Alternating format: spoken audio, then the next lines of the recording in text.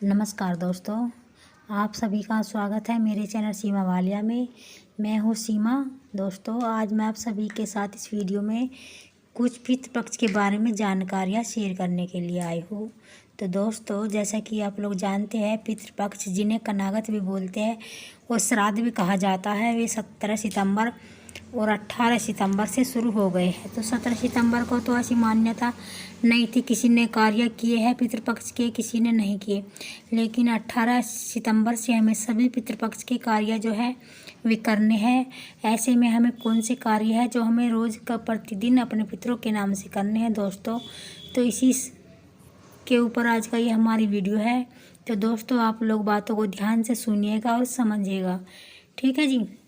तो दोस्तों, जैसे कि हमारे 18 सितंबर से पितृपक्ष शुरू हो गए हैं और 80वें महीने की अमावस्या तिथि को 2 अक्टूबर को समाप्त हो जाएंगे। अगले दिन से कलश स्थापना हो जाएगी नवरात्रों की। तो दोस्तों, हमें ऐसे में अपने पितरों को 15 दिन इन 15-16 दिनों के दौरान हमें अपने पितरों की अच्छे से सेवा करनी है, उन्हें अच्छे से प्रसन्न करना है। दोस्तों, जिस घर में पितृ प्रसन्न रहते हैं उस घर में खुशियाँ बनी रहती है, और जहाँ पर पितृ जो है रुष्ट हो जाते हैं, नाराज हो जाते हैं, वहाँ से विभिन्न प्रकार की जो बीमारियाँ लग जाती है और घर में झगड़े क्लेश होने लगते हैं। तो हमें अपने पितरों के नाम से प्रतिदिन पितरों के लिए हमें खाना निकालना है और किसी एक थाली में भोजन रखकर पहली रोटी हमें पितरों के नाम से गाय को खिलानी है, कुत्ते को खिलानी है, कौवे को खिलानी है, और पितरों के लिए हमें पानी देना है। दोस्तों, प्रतिदिन पितरों के नाम से जितनी भी सेवा हम इन 15 दिनों में पितरों के नाम से करेंगे, उतना ही हमारे जो पितर है, जहाँ कहीं भी होंगे, जिस रूप में भी होंगे, उनकी आत्मा को शांति भी मिलेगी और उन्हें तृप्ति भी मिलेगी, और इससे प्रसन्न होकर वे हमें आशीर्वाद देंगे। और हमें इस ऐसा कार्य करने से पुण्य की प्राप्ति होती है और हमारे जो घर के अच्छे सारे काज ठीक हो जाते हैं और हम अच्छे से अपना जीवन जो सुख से व्यतीत करते हैं, जिस घर में पूर्वज हमारे पितृ प्रसन्न रहते हैं।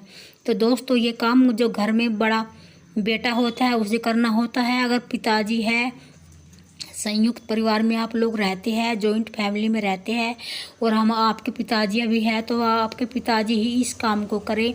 अपने पितरों के नाम से पानी दे, गाय को रोटी खिलाए, पक्षियों को खिलाए, कुत्ते को खिलाए रोटी, और पितरों के नाम से पानी छत पर भी दिया जाता है, छज्जे पर भी, खुले स्थान में जहाँ भी आपकी जगह है अवेलेबल है वहाँ आप दे सकते हो। और 15 दिनों के दौरान पुरुष और महिला दोनों को इस बात का ध्यान रखना है दोस्तों कि अपने बाल वगैरह ना कटवाएं। पहले के ज़माने में लोग बाग बहुत सारे नियम विधि करते थे। पितृपक्ष के दौरान महिलाएं बाल भी नहीं धोती थी और ना ही सिर में शैम्पू साबुन का यूज करती थी, और तेल वगैरह भी हाथ पैरों पे मालिश कर ली, जैसे कि इस तरह के कोई कार्य नहीं करते थे। पुरुषों को भी इस बात का ध्यान रखना है, भाइयों को, कि हमें अपने बाल ना कटाए, अपनी शेविंग वगैरह ना करवाए, और अपने नाखून वगैरह भी हमें पितृपक्ष के दौरान नहीं काटने चाहिए दोस्तों।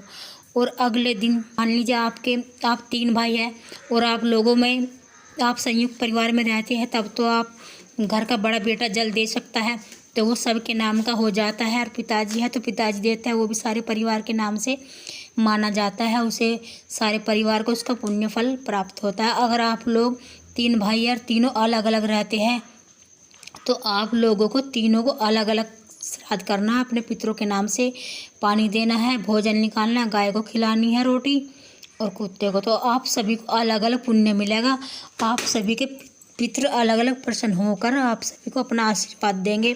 दोस्तों, ऐसा माना जाता है कि पितृपक्ष में भगवान जी हमारे पूर्वजों को, हमारे पितरों को 15 दिन के लिए पृथ्वी पर भेज देते हैं और वे हमारे आसपास ही होते हैं और हमें दिखाई नहीं देते, क्या पता कौन से रूप में कौन आ जाए। तो इसलिए हमें इस पितृपक्ष के दौरान अपने घर से किसी भी भिक्षुक भिखारी को खाली हाथ ना लौटाए और ना ही किसी को मतलब मारे, अनजान जीव पर हाथ उठाए जो कि बोलता नहीं, जैसे कि कुत्ता, गाय, बिल्ली हो गई। तो इन सभी चीज़ों को हमें ध्यान में रखना है और हमें तामसिक चीज़ों से भी बचना है।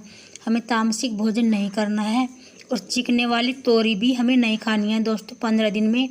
और लौकी, बैंगन, मूली, ये सारी चीज़ें, लहसुन, प्याज हमें 15 दिनों में बंद कर देनी चाहिए।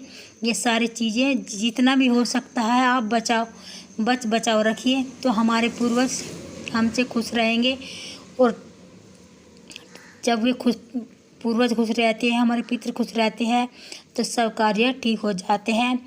और सुबह सवेरे आप लोग काले तिल डालकर आप भी स्नान कर सकते हैं।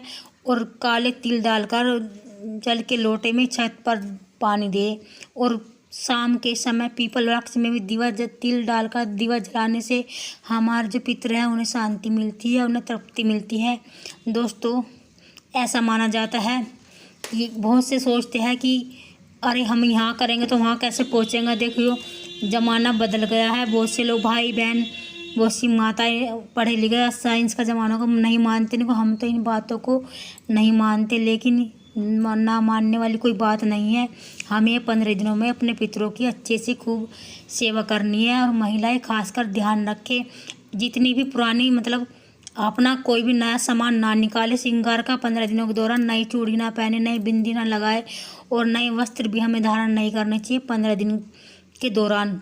और जी, हमें सबसे जो पीला सिंदूर होता है वो सबसे शुभ होता है। दोस्तों, महिलाएं उसे अपने इस्तेमाल में 15 दिन के लिए ना ले, लाल वाला सिंदूर ही लगाएं। और लाल वाले सिंदूर से ही हमें भगवान जी का तिलक करना चाहिए।